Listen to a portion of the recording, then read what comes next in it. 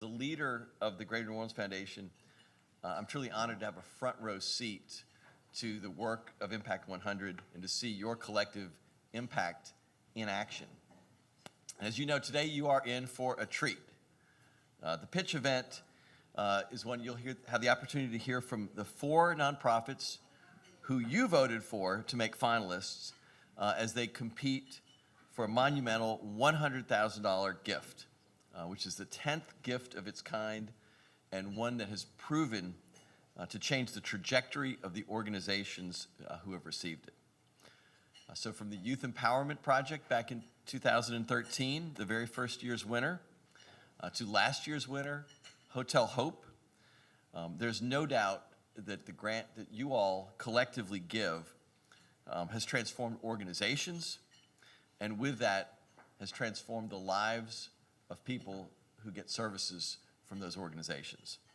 So as we look forward to the next decade of this dynamic Women's Giving Circle and to the Greater New Orleans Foundation's centennial, our 100th year in 2023, the future of this collective giving organization and to our region is brighter because of your generosity, your commitment, and your leadership. So thank you very much for all of that.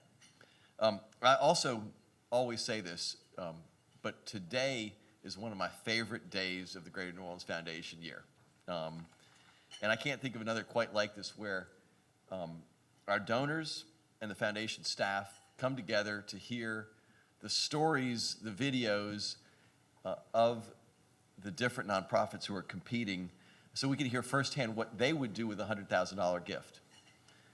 And then, next week, we can celebrate with the winner and experience with them the emotion and gratitude that comes with being on the receiving end of that gift, and as we think about the opportunities that has for their organization to make a difference for the folks that they work with. So I can't wait till November 16th to celebrate this year's winners and all the runners-up, and to be with you all at Ralph's on the Park.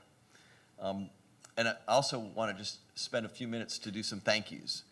So the first thank you is to our generous sponsors from Villery & Company, who've helped make all this possible, and you're going to hear from some of them in a minute. But thank you to our sponsors at Villery. Appreciate you guys being here.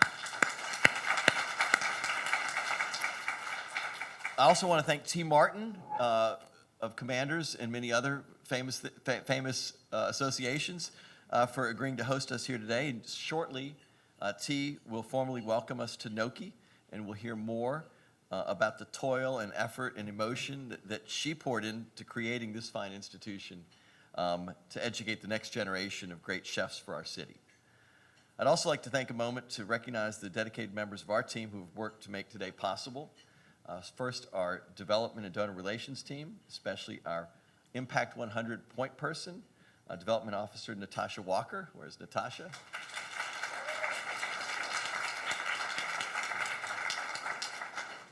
Our donor relations associate, Sharon Booker.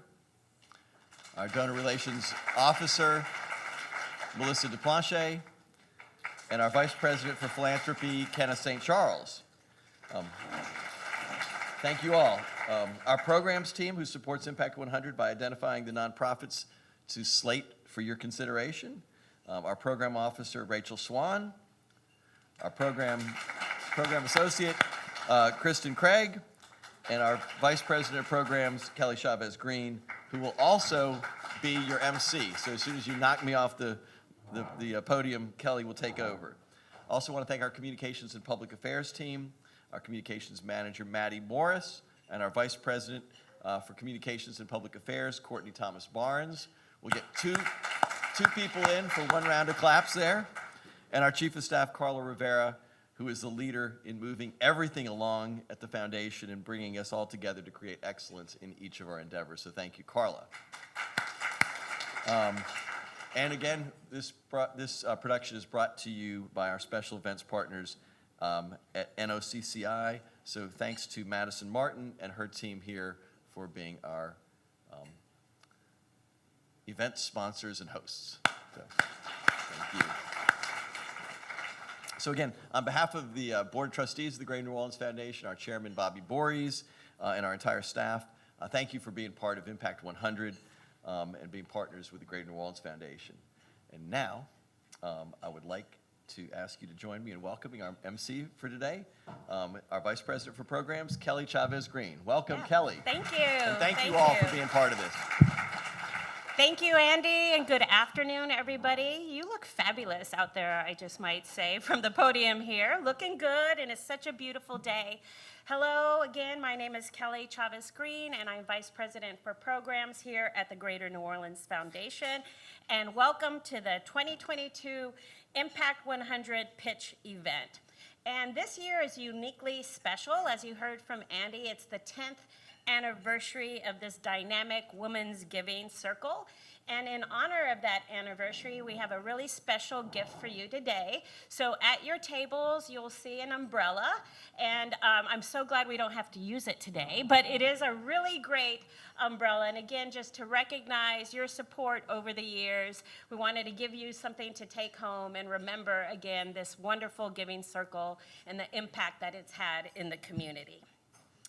We have a really wonderful program today, so I'm just going to invite you to sit back, continue to have your lunch, and we're going to kick it off again to hear about this beautiful space that we're in this afternoon. So I am pleased to introduce you to T. Adelaide Martin, co-proprietor of Commander's Palace and the co-founder and board chair of the New Orleans Culinary and Hospitality Institute, better known as GNOFI.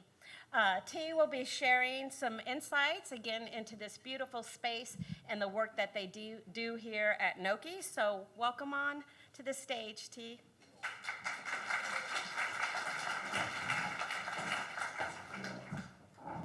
This is so cool.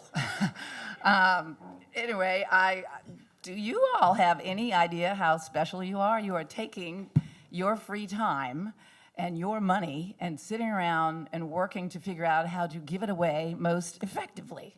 I'm just very blown away by that. And I gotta tell you how incredibly special it is for me to have you here, because for about a dozen years, I used to drive by this building on the way to work every day and go, man, what's it gonna feel like when there's actually people in there and stuff happening? And here we are. I can't believe it. And to be neighbors with Andy and the Greater New Orleans Foundation, it's been an unbelievable, it's a very special little corner of New Orleans at this point. And I'll be honest with you, Andy, I don't know if you remember our GNOFI's groundbreaking. We weren't quite ready, you know how construction goes.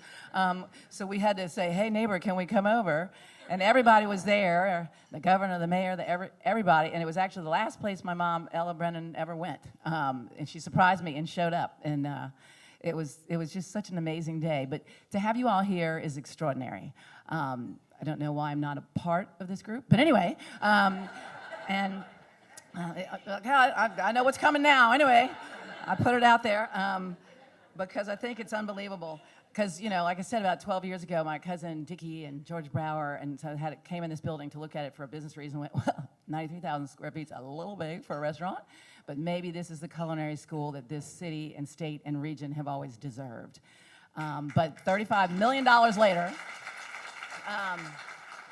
It really was a crazy idea. But the building is multi-purpose. You can come here. I mean, why doesn't New Orleans and Louisiana have a major culinary school? It was just kind of we don't have that? You know, we have some good places here in town, but we want to be in the top echelons in the world, frankly. So we're just getting started. We were only about 9 months a year old when COVID happened, but the state of affairs at GNOFI is pretty good. We've come through a lot and we're doing well. But you can come here, and we took what in other culinary schools is like a 2-year program. It costs you $25,000 to $35,000 a year, and you go 2 or 4 years, and then you come work for me in your first job at $15 an hour. I mean, the math doesn't really work. It's tough. So we got the Culinary Institute of America, the gold standard in culinary schools in the world, to do our curriculum for us. Now, we creolized it, right? Because we need you to understand what's happening around here. And that court bouillon is actually coubillon. But anyway, so we got all that down into 6 months, and it's a $15,000 program, but with scholarships that we raise and some other support, a lot of our students are, you know, getting through on half of that or even like $2,000. So it's an amazing program. But this building is multi-purpose, you all. It is. It really was built on the dream of that cook or that manager in a restaurant or a hotel or an airport or an airline who just, they want to move up, but they just don't have quite those skills. I want to move them up, but they don't know anything about anything, other than what, we've taught them. So this was built for people from around the world to come and hone their skills. But it was also mostly built for the kid down the block. And we want this to be a center of all things culinary in New Orleans and to be a thought leader, et cetera. But there's so much going on in the building. The students have their pop-up cafe today where they create a restaurant. This time they did a food hall. It's going on right now downstairs today. And the things going on in the school all the time are absolutely amazing. But I did have I think it's a late-breaking announcement that Gnocchi's been added as the 5th organization today in the run-up. So it might not be on there's no video or anything, but we're there. No, obviously we continue to need support, but looking at these organizations today, this is just exciting. Also on the board of Idea Village, and this is so similar and exciting. So I want to make sure y'all know that you can also come here for culinary enthusiast courses. So you can come and take a class in whatever you want. You can even audit the actual culinary school classes in culinary baking and pastry. But I did, a couple Saturdays ago, 12 of us came into the cooking class. So you learn what you're going to cook, and the chef tells you about it, and then everybody has their own cooking station, and you cook it, and then you eat it. It's so much fun. Of course, you're drinking, so, students don't get to drink, but we get to drink. And you could do the same with beverage. You come, you learn how to make a cocktail. Everybody's got their own station. Anyway, so there's so many fun things you can do here as we come out of COVID. We're getting all that going again. But I just want to say that I'm honored to have you all here, thrilled to have you all here. And, there's some lists in New Orleans that we're on top of in America that we don't want to be on top of. But we want to be on top of the culinary lists in the world, and we usually are, because New Orleans has been number 1 or 2 or 3, it's just at the top of the culinary world for about 300 years, and we ain't gonna stop now. Thank you for being here.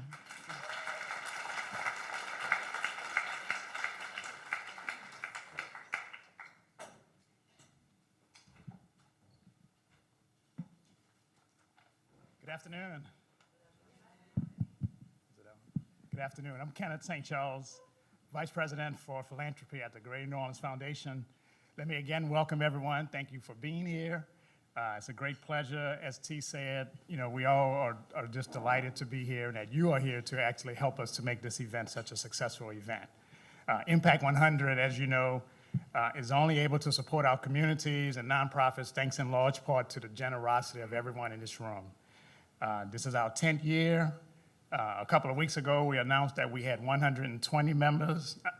I'm pleased to say that within the last 2 weeks, we picked up 4 new, so we have 124 members, so thank you to our new members.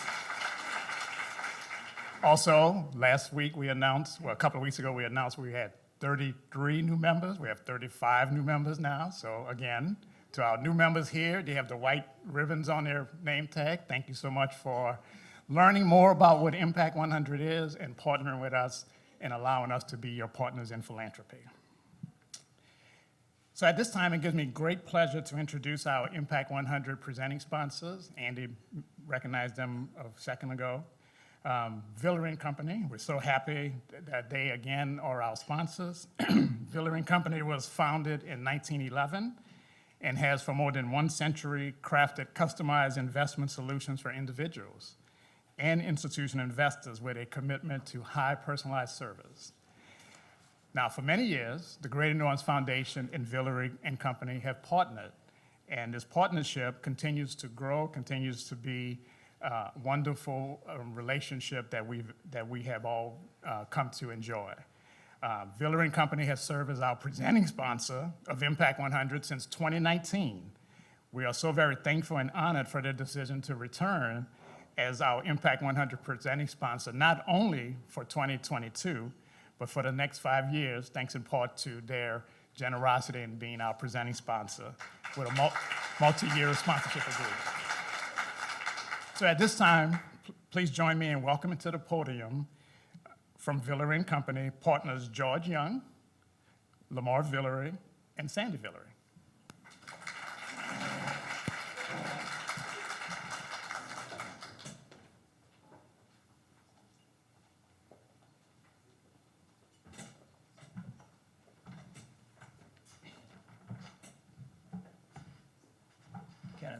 Kenneth, thank you very much. We're really pleased to be here, and we're honored to be a sponsor. It was mentioned at the last event, I'm a previous board member, and I've really enjoyed the time here. GNOF is a special organization and has done great things for this community. T was nice enough to talk about how important New Orleans is, and how important we are to New Orleans, and Impact 100 typifies that. So thank you very much. We really appreciate it. Talking about giving, it's important to get the idea of who you want to give your money to. There are going to be some good sponsors, good proposals here today, but everybody in this room shares that need to make sure they give away money and give it properly. Everybody has their own pet causes, and that's wonderful. No two are the same. But what we want to talk about today is not who you're going to give it to, but how you make that gift. So the idea is giving wisely. So it's not easy to pick the charity, but I think everybody here has done that. They've got certain charities that they feel comfortable with, that they love, that they espouse. That's fantastic. But we want you to think about, again, is how to make that gift. There's a lot of different ways to do that. So considerations are the ease of donating. How long is this going to take to make this gift? We don't want to make life complicated, but it's important that gift gets made. It's also important to think about tax efficiency. You want to make sure that that gift has some benefits to you also, and there's certain ways to do that that are important to think about for long-term planning. Again, the more you think about it now, that allows you to make another gift later and maximizes your impact. The other thing, and this is an administrative thing, the ease of record keeping track of donations, and I'm hoping that a lot of people here give often, give frequently, give a lot. Sometimes it can be kind of tough over time to make sure that you're consistent. You want to make sure that your donations are consistent to given organizations, and hopefully you increase those donations over time also. The other point is flexible timing. You want to make sure that you're able to put money into a donor-advised fund. We're going to talk about that, and that's one of the advantages that are offered. So my cousin Sandy has a couple other points to make. Oh, excuse me. I'm Lamar, not Sandy, in case you didn't. Next question. I get that confused. Okay, so I'm just going to kind of walk through. Last year, I tried to go through the whole math of why certain ways were more tax efficient, but I'm going to spare you all the math lesson, or the math review, rather. But the ways to give to charity, the first and most obvious is by, here's some cash, here's $20, $100, or here's a check or a credit card. The nice thing is that's fast, it's easy, you don't have to think about it. You've got whatever in your wallet, you can take care of it that way. The problem is it's not tax efficient. You're not stretching your money as wisely as you possibly can, and that's what we try to promote. And the manual record keeping, and we've got here, how much did we give Red Cross last year? Have I given yet this year? It's nice to have a way to go back and track that handily. The next way is appreciated stock, definitely more complicated. So that's where if you have a stock that you paid $10 for, and now it's worth $100, rather than sell it, you can donate it. And for a number of reasons, that's much more tax efficient. The good news is it is tax efficient. The drawback is it is a little more complicated. You've got to get your financial advisor involved. You've got to get the charity involved because it's not as simple as writing a check, obviously. Also, the timing has to sync. You may have something that $100 stock, you may be ready to give that, you may want to go ahead and sell that or donate it, but you may not be ready to know who you're going to donate it to, or maybe more money than you want to give to that charity right now. Maybe you'd rather give that over 5 years, but right now you don't want to hold the stock for that time. So it creates an awkward time situation. And again, the manual record keeping. How much did we give last year? Did I donate? Trying to keep track of all that can be a nuisance. The third and final way is the donor advised fund. So that's obviously what the bread and butter of GNOF. So the good news of donor advised funds is they are tax efficient. The timing is flexible. So you think of this as basically you donate that appreciated stock or that cash, and it's there to then allocate to the charity whatever you want, whether it be this year or 5 years from now. You can handle it whatever you want. They handle the record keeping. They've got a great website, a portal that keeps track of all that stuff. So you can go back and see who I gave to last year, how much did I give, and when. And then the really nice thing is, in certain circumstances, that money can be invested. So it's actually growing over time rather than just kind of sitting in a checking account. It's actually being invested in stocks and bonds, et cetera. The drawback is it is a little more complicated. Just on the front end, you do have to set that up, but I will tell you, Each of the three of us has one of these, and I can tell you it took about an hour one time, and then it's set up, and then you never have to fool with it. It's the administrative part again.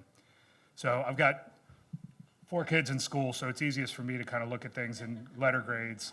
But basically, if you can read that, cash is easy to give, but it's not very good on the other things. Stocks are pretty easy, but are terrible from record keeping and flexible timing. The donor advised fund is a little more complicated, but a 3.75 GPA will take it. Vanessa and Maureen and I all have seniors right now applying to college, and I think 375 is definitely the one on this page you want. So we would advise giving donor advised funds a good hard look, and obviously the folks that can offer great at that. If you have any questions that we can help out with, we're easily found. So now is my cousin Sandy.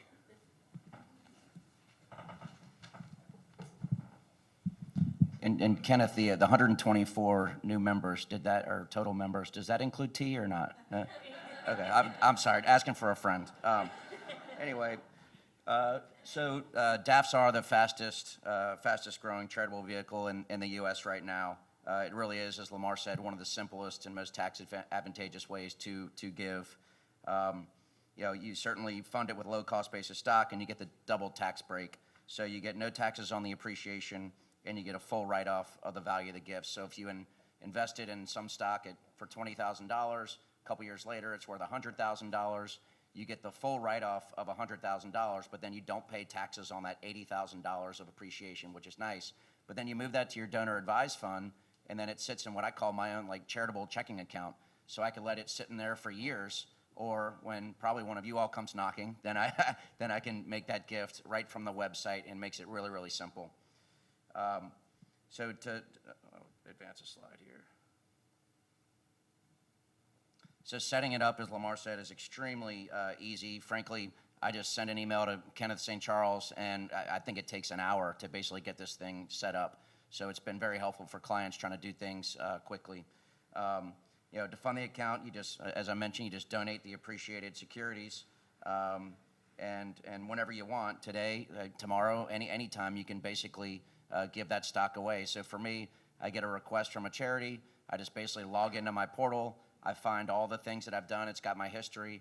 I just click on Carrollton Boosters as an example and put the amount in, and off it goes with a letter. It really couldn't be simpler. And all I have to remember for my taxes is that I gave that, whatever the dollar amount of the gift I made originally, that $100,000 example. You do get quarterly updates and annual updates, just talking about your fund balance and all that sort of stuff, or you can log in anytime you want to. So it really is a great solution, and we're all for it.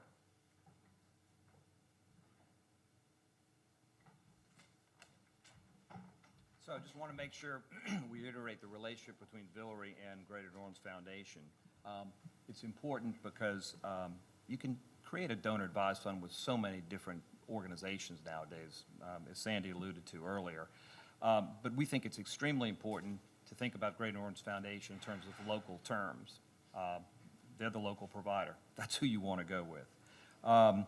We also want to reiterate the relationship GNOF and Villery have in terms of we have low investment fees, and we can keep the charitable giving local.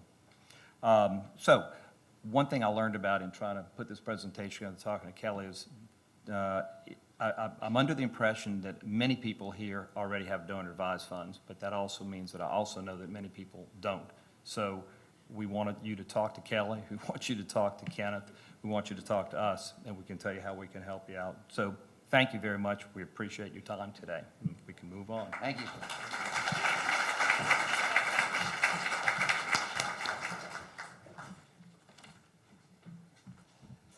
Thank you so much, George, Lamar, and Sandy. I always appreciate the training that we received as part of Impact 100 and how to better facilitate our giving. And again, I just want to recognize the multi-year commitment that Villery and Company have made to this incredible program that really allows us to focus on the program and membership engagement and recruitment rather than having to fundraise for this event. So again, thank you for your generous support, your confidence in our work, and we just look forward to working with you over the next 5 years.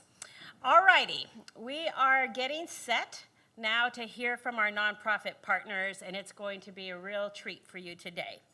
So, as a result of your votes, we are about to hear from 4 nonprofits in the fields of education, women and girls, youth development, and workforce development.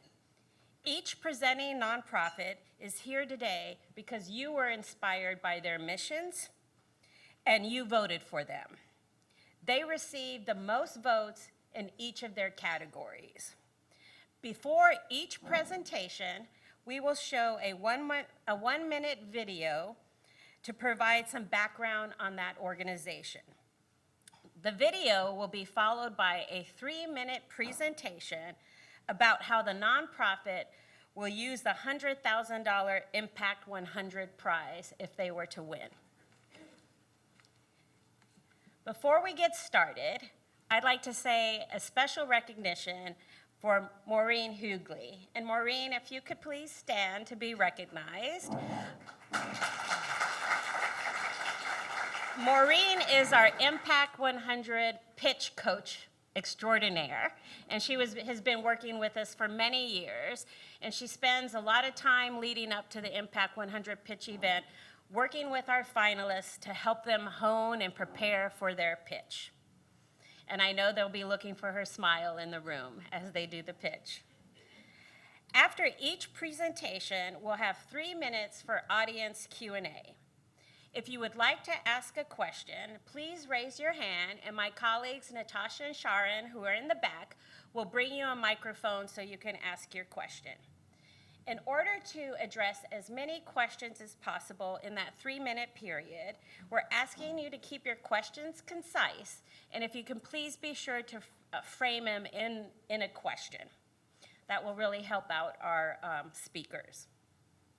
Now, without further ado, I'm excited to introduce you to Training Grounds Incorporated, the winning nonprofit in the education category.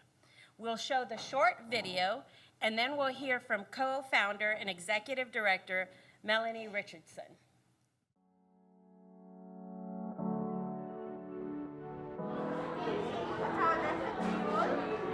So Training Ground started in 2016. We needed to help parents understand brain development from the very beginning before we even started talking about literacy and reading. Training Grounds has been key to making sure that families from early on work with professionals, early childhood educators to understand why those early years of brain development are so critical and how to support them through play. So one of the things that is great about We Play is that the moms can come consistently, whether they're pregnant, they can come with their first child. And what we've seen is that this becomes a safe haven for families. Families can come for resources in a vast amount of ways. It's an array, a hub that they can come here and know that they feel supported. Then seeing that child 5 years later, now having a younger sibling that's going through the training ground. So it shows that Training Grounds is a part of the community, and we're going to be a part of the life of that child from infancy all the way to we don't know when. Right now, we're pulling from every zip code in Orleans Parish, including St. Bernard, St. Tammany, and Jefferson Parish. And so we recognize that there's a lot of families that are finding us and needing our support. We're also in conversations with how do we bring this We Play Center and Training Ground concept across the state of Louisiana so that more families can feel supported in their journey through this thing called parenting.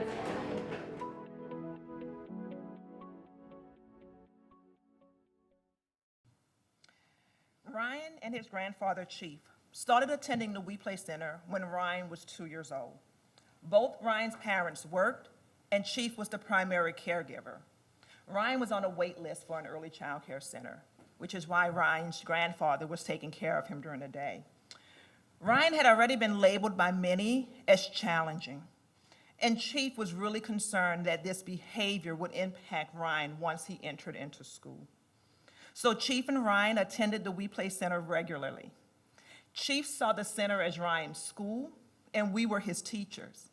Little did Chief know we would be his coaches as well.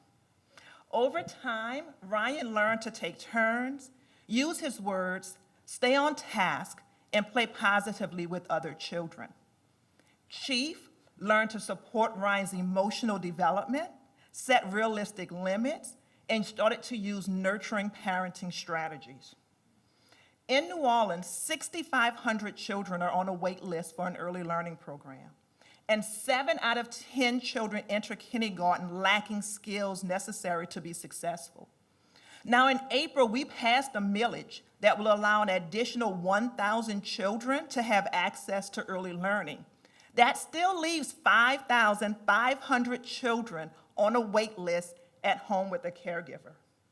In 2017, Training Ground started the We Play Center to support families with children birth to 5.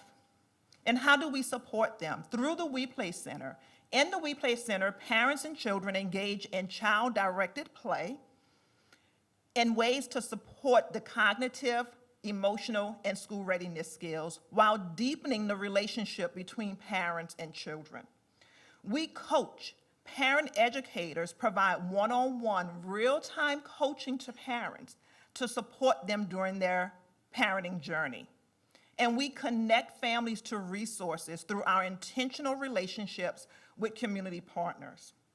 In 5 years and in one center, we have had over 21,000 contacts with over 3,300 adults and children from every zip code and every socioeconomic status here in the city of New Orleans.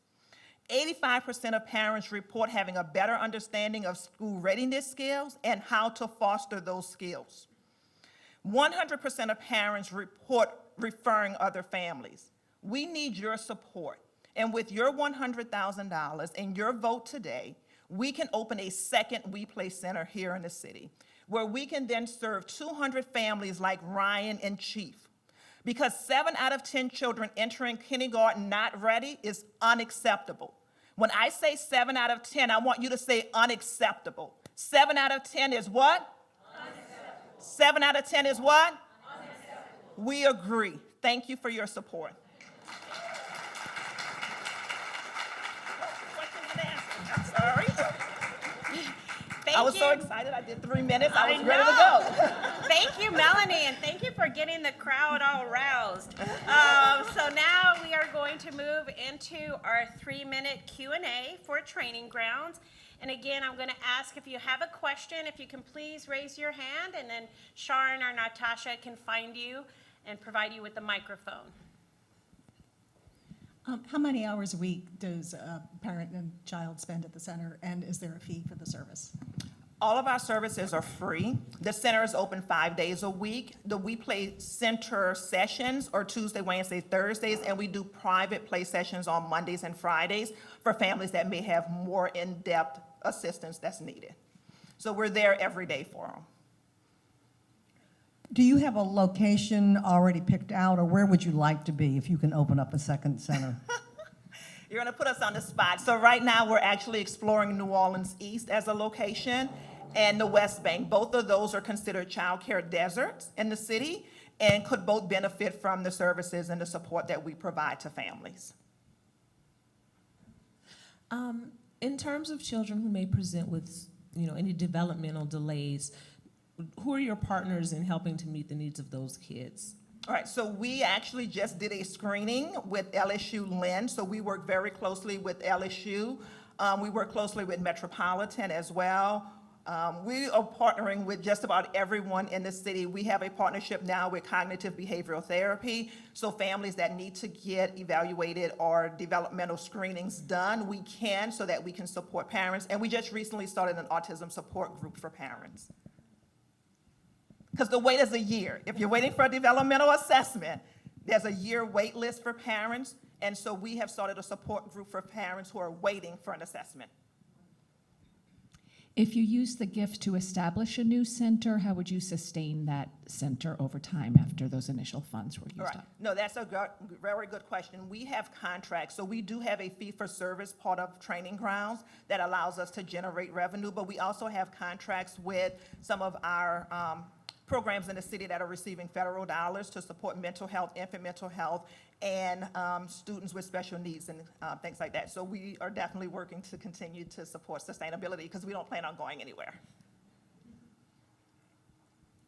Are you doing anything to track to create a benchmark and then track your students as they move through the program? So yes, we track all of the students that come through, and we are now actually exploring a relationship with some researchers at Tulane to do some kind of longitudinal study to see how the children who actually come through We Play Center fare out once they enroll in school. We get the anecdotal reports from parents that they're doing well and they're excelling, but it would be nice to have some research and data behind it as well. But we're 5 years old, so we're still working on it. Awesome. We have time for one more question. I just have a quick question. Where are you all located right now? We are located right now in the Sojourner Truth Community Center, centrally located on Lafitte and Galvez, right behind the Greenway. And that was intentional because it's actually centrally located and families can get to us no matter where they live in the city. Thank you, Melanie. Let's give Melanie and Training Grounds another round of applause. Thank you. All right, we're off to a great start. Before we move on to the next pitch, we thought it'd be fun to play some trivia. And so if you think you know the answer to the question, and Melanie already got us up, so if you think you know the answer to the question, I'm gonna ask you to stand up and shout out the answer. We'll see how that goes, right? And so we're gonna start easy for you. So if you listen to Andy's opening remarks, or if you were with us for the kickoff, you might know the answer to this one. So the first question is, who was the first Impact 100 winner? There we go. You're right. The Youth Empowerment Project, also known as YEP. And YEP engages young people through community-based education, mentoring, employment readiness, and enrichment programming to help their youth develop skills and strengthen their ties to family and community. And you may have seen YEP's facilities on Aretha Castle Haley. And if you ever need a bike repair, I suggest that you check out YEP Works. And if you're a thrifter like me, there we go. I really suggest that you check out YEP's thrift store as well. All right, now we are gearing up for the second presentation, and this is from the winner in the Women's and Girls category, Daughters Beyond Incarceration. After the short video, we'll hear from their founder and executive director, Dominique Jones-Johnson.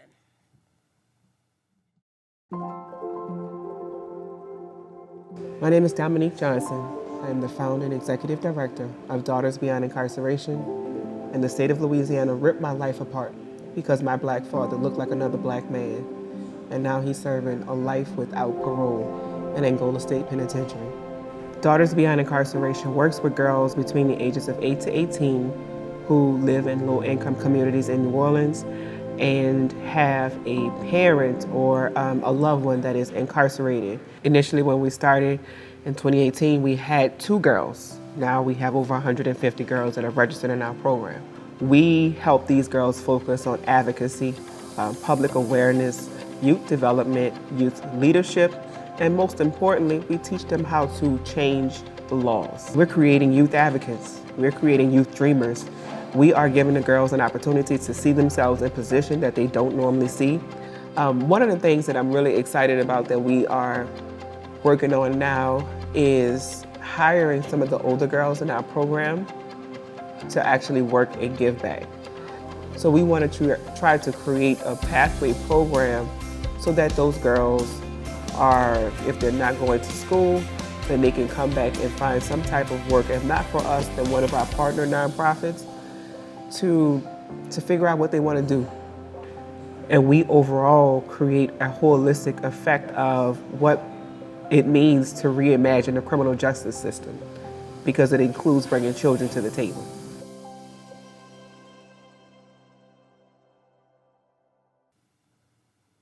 Imagine the look on my face the first time I saw my father outside of prison.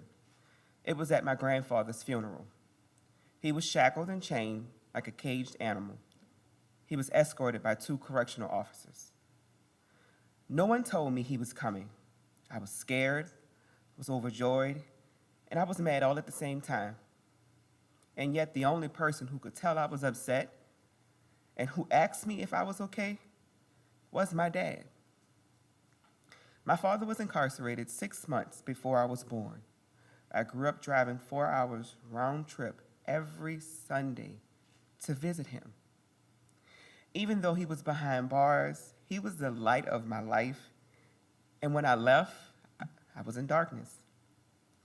I missed my father throughout my childhood. Just being able to hug him, going for father-daughter dances, being with him on my birthday, walking to school, holding hands. In order to talk to him, we had to pay $20 for a phone call, as prisons profit off of phone calls. Society tells us that 70% of children who have an incarcerated parent will one day end up in prison themselves. Daughters Beyond Incarceration was started to change that narrative.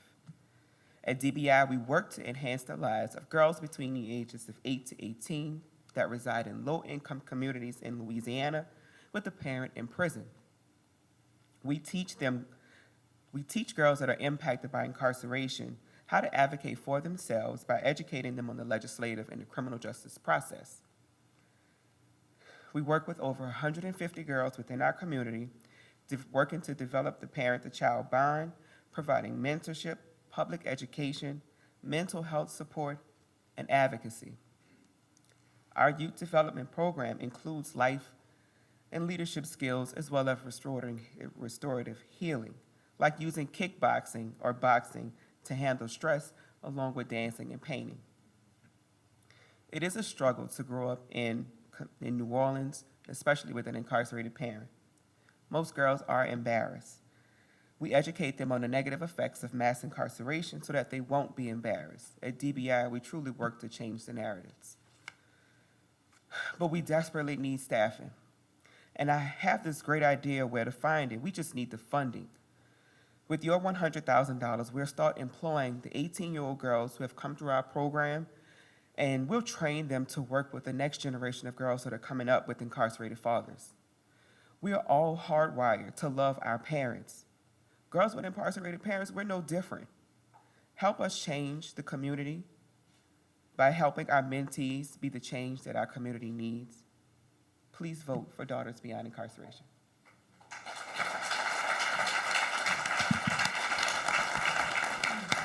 I think I'm happy I did that without crying. I don't know if that's the case in the rest of the room. Thank you, Dominique. And now we'll move into our 3-minute Q&A. And again, I want to remind you to please raise your hand, and Natasha or Sharon will bring you the mic. If President, that you, I'm sorry. can you hear me? No, I can't. How about now? Yes. In your presentation, you mentioned that you partner with other nonprofits. Who do you partner with? So for programming, we partner with other programs like Dancing Grounds. We partner with Vote.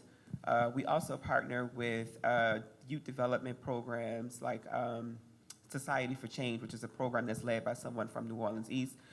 We partner with Studio B, with Buku Media. It's different programs, and it depends on what our need is at that time, who we'll reach out to. My question is, I guess, multiple in terms of how do these girls find you, or how do you find them? How many are you serving right now, and how many are not being served at this present time that this money would allow you to have more programs? Okay, so in Louisiana, there are over 16,000 people that are incarcerated that self-reported that they are incarcerated, and that's throughout Louisiana. We only have 150 girls registered in our program. They find us through My Incarcerated Father or through other incarcerated fathers. The bulk of our referrals come from the girls. See, what we don't realize as adults is that this young lady may be impacted by incarceration who relied on her best friend. And so that love, that energy transfers over to the best friend. And when your best friend is hurting, then you're hurting. So we've worked out a way to identify that the best friends are directly impacted, and we want to serve them too. And what was the last part of your question? So we currently have over 150 girls registered, but that's generally not even touching the surface of it.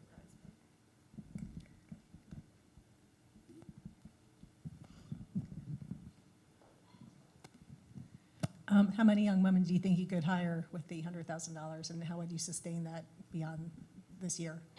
So we currently have already, and it's crazy, I took 2 of the girls to Detroit to speak on a panel in front of formerly incarcerated women and girls. And so that's where the first part of the funding come from.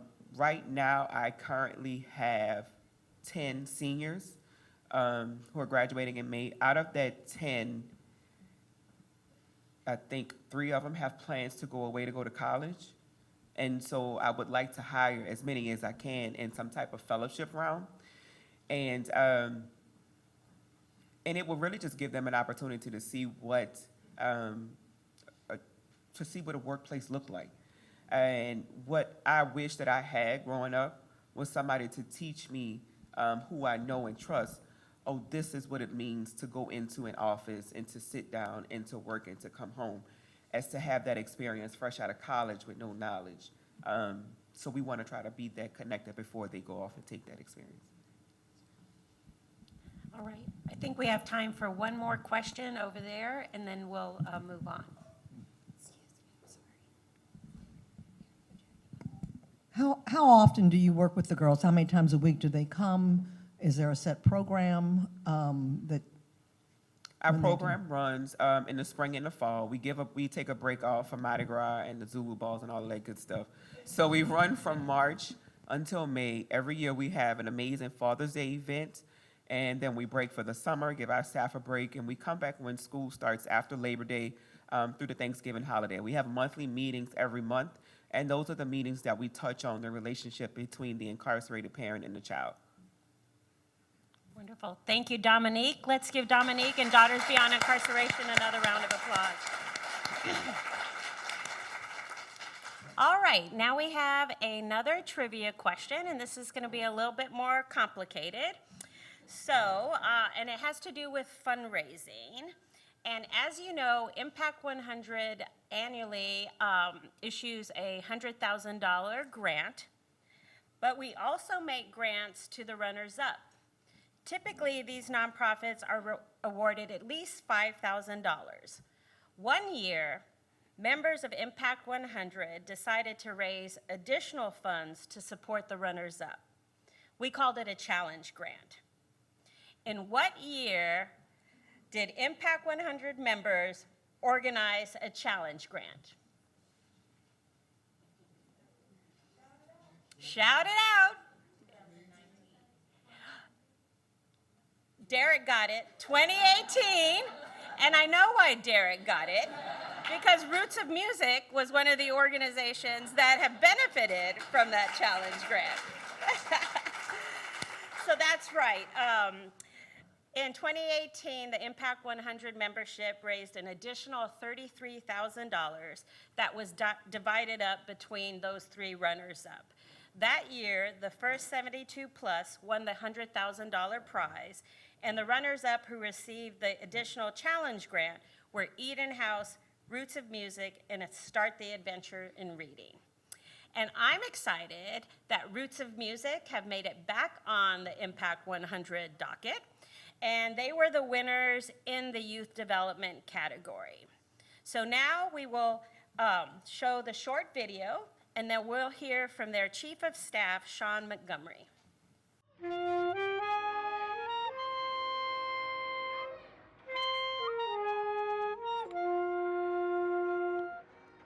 Here at Roots of Music, we believe that music has the power to transform lives.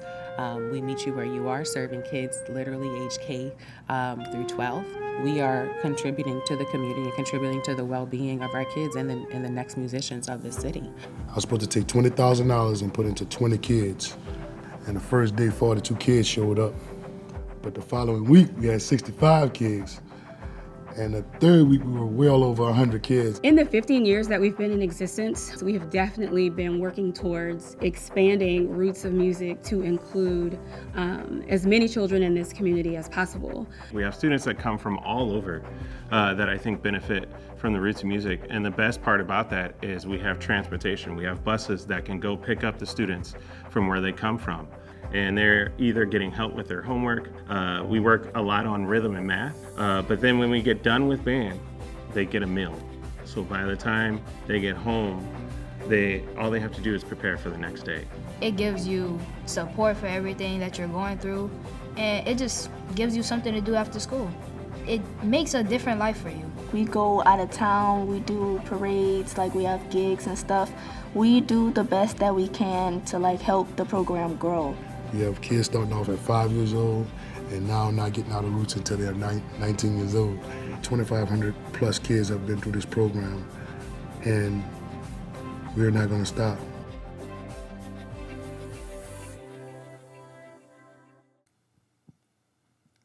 Let's talk New Orleans statistics. 1 in 3 children have witnessed domestic violence. 4 in 10 has seen someone shot, beaten, or stabbed. More than half has had someone close to them murdered, and 1 in 5 have witnessed murder. These statistics are from a 2019 report prepared for the New Orleans City Council by Call to Care. We see the impacts of trauma on our youth every day in our work at the Roots of Music. True to our name, we are the roots of music education and culture in New Orleans. Our founder, Derek Tabb, watched as our city's music education programs did not return in the wake of Hurricane Katrina, and he knew in order to save the lives of our city's youth and its culture, he had to create a space for youth and music to thrive.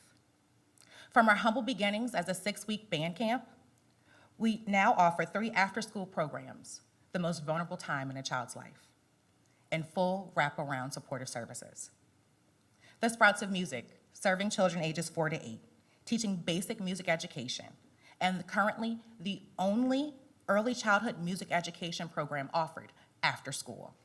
Our flagship, Marching Crusaders, serve kids ages 9 to 14 from low-income households and provides hot meals and round-trip transportation to reduce the barriers to participation. The Roots Studio Academy serves young adults ages 15 to 19 who want to learn all aspects of audio engineering and production and the music business, preparing them for careers in the music industry. We now serve youth from kindergarten to graduation. New Orleans hosts 3 of the largest music festivals in the world, yet we as a city have not invested in creating jobs for such a lucrative industry. But we saw the void, accepted the challenge, and created the Roots Studio Academy. With this accredited program, we will be able to expand our age range to 24 and create and train youth for well-paying jobs working as music producers, production managers, and audio technicians, which will sustain and aid in the development of the city's cultural economy. Currently, we provide 2,500 hours of music education and academic tutoring, 5 days a week, 12 months a year. Supply over 30,400 nutritious meals, 1,400 bus journeys, 200 instruments for student use, 6 international trips and performances, and have worked with over 1,500 volunteers. However, we need a permanent home. With your $100,000, we'll be able to secure a building and for the first time, house all 3 programs under one roof with space to grow. We stand firmly in our commitment to the preservation of the unique culture and history of New Orleans and creating the legacy of the musicians to come.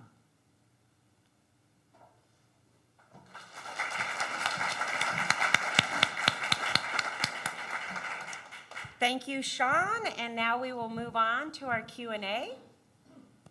That one over there. Where do you get the instruments for the children? A plethora of different ways. We accept donations. We will pick them up. We will have them dropped off to us. We just recently had a fundraiser about a month ago at Tipitina's, strictly raising money for instruments. We reach out to all of our musician friends. As we all know, Derek is a Grammy Award-winning drummer, so he has a few connections in the industry. So when times get hard, we're able to tap some of his friends to donate us instruments, but for the most part, we raise our money and get it wherever we can. Yes, ma'am? Can you refurbish old instruments? Yes, we also do that as well. If they are brought to us and we can fix them, we do have a couple of different businesses that will help us at a discounted rate sometimes, and then hopefully more than anything, we can fix them ourselves. Where are you all working now? And then do you have a place picked out that you would like to be if you win? Currently, we are in St. Paul Lutheran Church in the Marigny. We love that neighborhood. It's the epicenter of the culture of New Orleans. They support us. They love our kids. They do not mind the music. As they are beginning to learn, as they are learning, they accept us as we are, marching through the neighborhood, and even sometimes come out and give donations as well. We have not exactly identified a building yet, but we do know that we would like to be in either the Tremé or remain in the Marigny. Any other questions? See one in the back. You mentioned volunteer staff. Can you tell me a little bit about your administration and the paid staff? Yes. So currently we do have volunteers. We have a wonderful relationship with Tulane University, and actually we have a Roots of Music club there for students who need service learning hours or community service hours. They can sign up directly through there. We have a host of amazing parents as well as alumni that do come in and volunteer, but as far as the actual structure of the organization, Derek, who was just our founder and artistic director, was appointed to executive director earlier this year. We also have a development director on staff, myself as the chief of staff, an accountant, and then we also have our programming staff that are there in the afternoons and actually teach the music to our youth. We have time for one more question. Somebody has to have another question. Come on. All right. We got one right over there. Oh. Yes.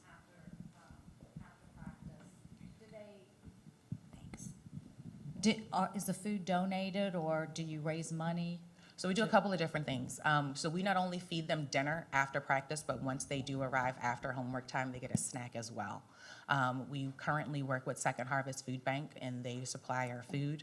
On Saturdays, we do provide our food out of our own pockets. That's roughly around $300. But through our relationships with Cane's, as well as Brothers Chicken, a plethora of other organizations, Felix's, we are able to secure food for them as well. But for the most part, we do get them donated from Second Harvest, and then we come out of pocket at the end of the week. Wonderful. Thank you, Sean, and the Roots of Music.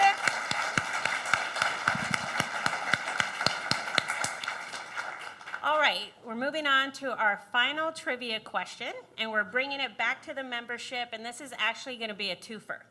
And so the first question, how many women were in the founding class of Impact 100? And if you know, stand and shout it out.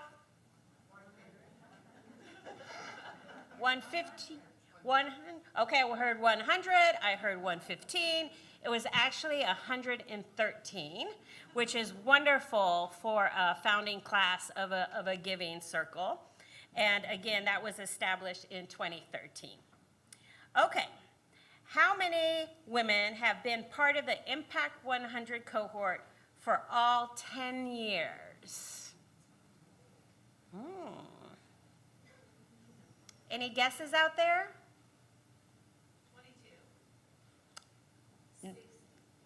Oh my God, y'all are ambitious. I love this. I love it. It's actually 12, and we are really proud of those 12 members. So if you've been a part of Impact 100 for 10 years, if you can please stand so that we can recognize you.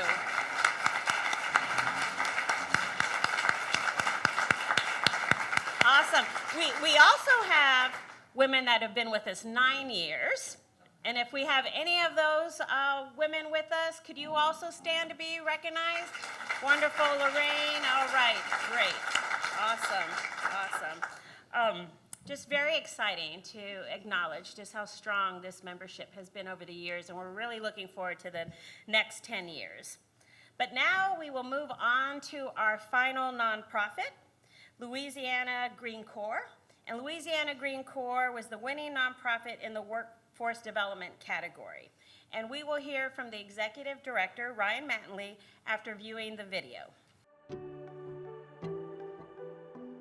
Green Corps was founded after Hurricane Katrina with the mission of connecting local residents to opportunities that make our city more sustainable, more resilient, but also provide career growth opportunities that are high wage, high demand in our community. In my 20 years of doing this work, this is the first time that there's a program that is both an economic agent and then also being an environmental change agent as well. Green Corps serves the community by serving the people that signs up to Green Corps. So once people come to the program and see what it actually offers and they get to use it and become something of themselves, then they tell their friends and their friends want to come, I found out about my brother and he had got his certifications. Now he's going to college and he's doing welding now and it's a good opportunity. They prepare us for outside jobs and what you'll have to do, being on time, working with diverse groups of people. So they really helped us with knowing how to maneuver in the real world, basically. I really think it brings love and careness, because we really showed that we love our community, because we already know New Orleans is hanging by a thread. So it's with Green Corps, we could really help the community with anything. With the unprecedented amount of federal funding, the unprecedented amount of jobs that are being created in green industries, these jobs should ultimately go to individuals who are living in our community, who have previously not been able to access these type of opportunities, but have the most to offer, as well as the most to gain from these jobs.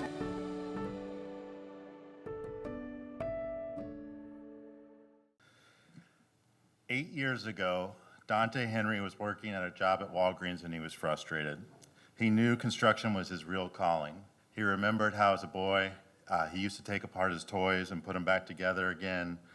He liked working with his hands, and he always wanted to be a mechanic or a carpenter. He had big dreams, but not a direct path to fulfill them. Dante learned about Louisiana Green Corps from a Facebook ad that his mom shared with him. He enrolled in the 14-week program, was given a stipend to attend full-time, a bus voucher for transportation. He earned nationally recognized certifications and gained job experience. When he graduated, Dante was hired to build the new Louis Armstrong Airport and grew more and more confident in his work. The training he gained at Green Corps opened the door to his career. He wanted to open that same door to others. Today, Dante is Green Corps' training manager.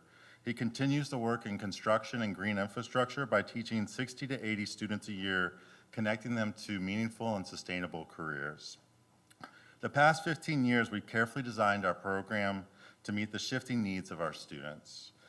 We remove barriers to ensure Black and brown youth attain paid training, wraparound supports, and employment. 100% of our graduates obtain at least one nationally recognized certification, and 91% are placed into employment and/or post-secondary education.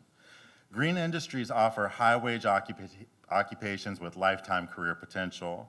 However, in Louisiana, green industries employ 6 times as many white people as people of color. This disparity contributes to our staggering racial wealth gap. We know green construction not only addresses the damaging effects of climate change, it also presents an incredible opportunity to increase racial equity within our region. When New Orleanians of color are able to access high-wage careers in the growing green economy, our whole city will thrive. With your Impact 100 grant, we will offer a brand new program to our students, the Louisiana Solar Corps, training students for advanced careers in the solar field.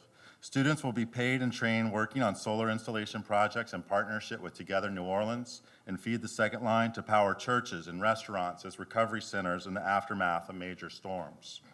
40 additional working students a year would be able to attend classes to grow their skills and earning potential in solar careers, all while being paid and all while not being charged any cost for the training. They'll obtain the certifications necessary to access high-wage employment with our solar employer partners. Dante's story illustrates that our 14-week program is a very powerful start to get your foot in the door. Your vote today will help us create racial employment equity in New Orleans so that all of our communities can thrive. Thank you. And I would love to recognize Dante, my colleague and training manager as well. Dante. It also informed me as we were arriving here that he built or worked on the project next door of the garage as well, which I thought was cool to Nice. learn. Dante, your hands are all over this community. Wonderful. Great, great. Okay, well, we're ready to move into the 3-minute Q&A section. Any questions for Ryan and Louisiana Green Corps? Right over here. Is there a criteria for these jobs as far as the green issue, the solar, that type of thing, or just general construction? So our training focuses on essentially the foundational skills that students need for stormwater management, green construction, which is really all construction now is green construction because of needing to address more energy efficient buildings, and also weatherization. So our students, the first phase of our program, our students are earning certifications and skills to really get their foot in the door in any construction and green infrastructure program. What we're looking to expand is really a next level training for individuals who have already started working, who are in need of getting the next level advanced certifications to continue to grow and advance in solar careers. And we're looking to do similar, with this funding, we're looking to pilot that because we'd also like to offer similar next level certification training programs for things like stormwater management, green building, weatherization and the like. So we are construction, but the construction is essentially a start and path, yes. My question for you is, so how do students find you, or how do people find you? Well, in Dante's case, it was through Facebook, right. Through the students in the video. Oftentimes it's relationships. It's not really about programs. As the individuals who spoke before me really highlighted, it's about relationships. So it's usually a person that they have a relationship with that they know and trust. In Dante's case, his mom, a friend, a cousin, but it also is a counselor, school counselors, working within the justice system. It's somebody that they're working closely with there. We cast a wide net for recruitment, but what we hear more often than not is it's because they heard of Green Corps through somebody that they know and trust. Yes.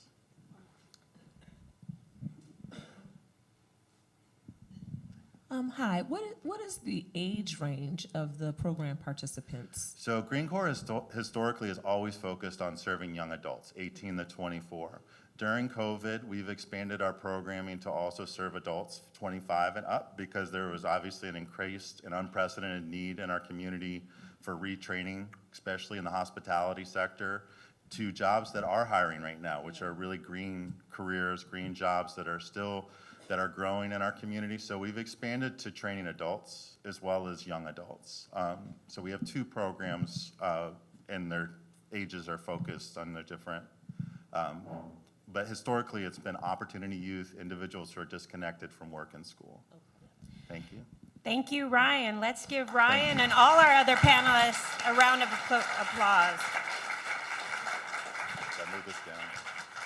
All our finalists were so wonderful. I know the Impact 100 membership has a very difficult decision ahead of them.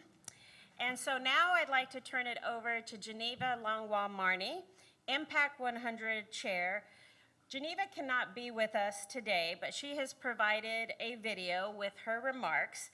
And Geneva's been a member of Impact 100 for 5 years and the chair of Impact 100 for 2 years.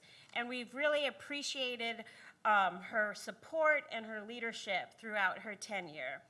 Recently, Geneva moved her family to Waterville, Maine, where she serves as the first director of engagement at Colby College. So again, really grateful that she was able to do this video and give her remarks. And she will tell you about the very exciting next steps to get to that finalist.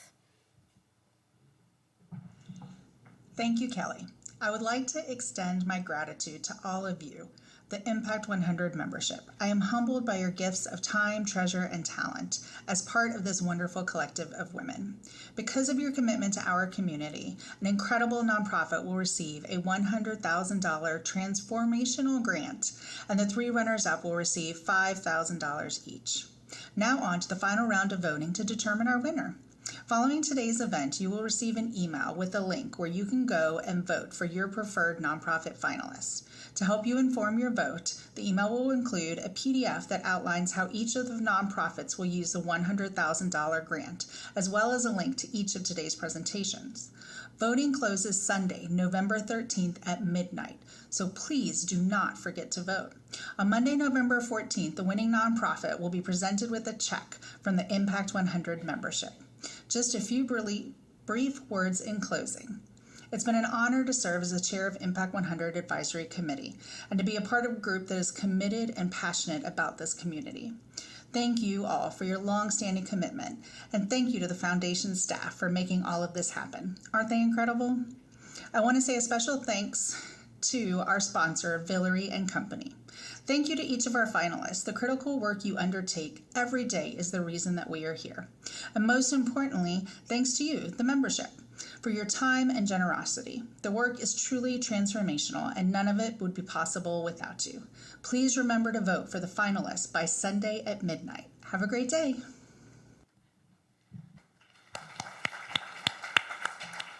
Now, just one upgrade to what Geneva shared.